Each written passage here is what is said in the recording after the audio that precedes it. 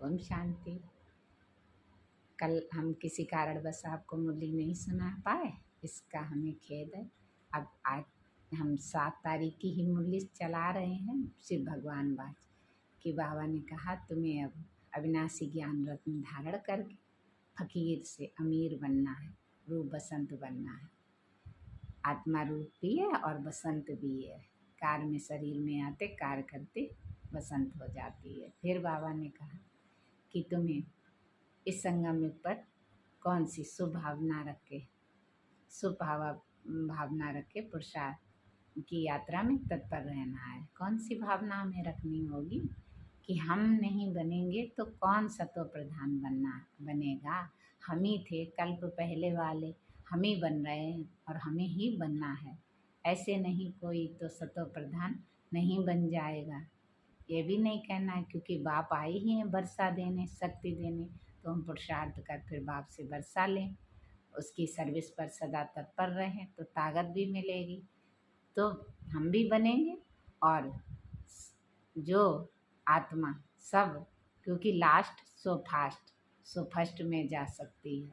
लक्ष्य और लक्षण करने से हम शक्तिशाली आत्मा बन जाएंगे।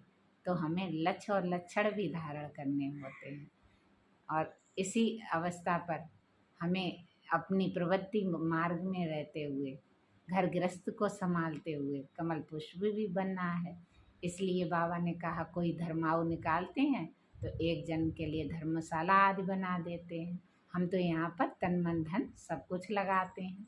राम राज्य केवल एक गांधी की स्थापन करने की बात नहीं, राम राज्य तो अब शिव भगवान बाज, हम श्रीमत से ही राम राज्य स्थापन करते हैं।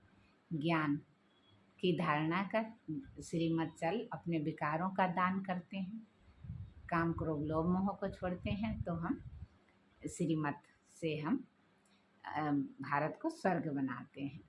फिर बाबा ने कहा कि मैं तो तुम ही बनते हो। कौन बनते हो तुम? वैकुंठनाथ श्रीनाथ तुम ही बनते हो। मैं तो स्वर्ग में आता नहीं, मैं तो सुदर्शन चक्रधारी बनता नहीं, तुम्हें ही बना देता हूँ क्योंकि तुम त्रिलोकीनाथ भी बनते हो। तो तीनों कालों को इस समय हम मान के उस पर चल रहे हैं तो हम त्रिलोकीनाथ बाबा कहते।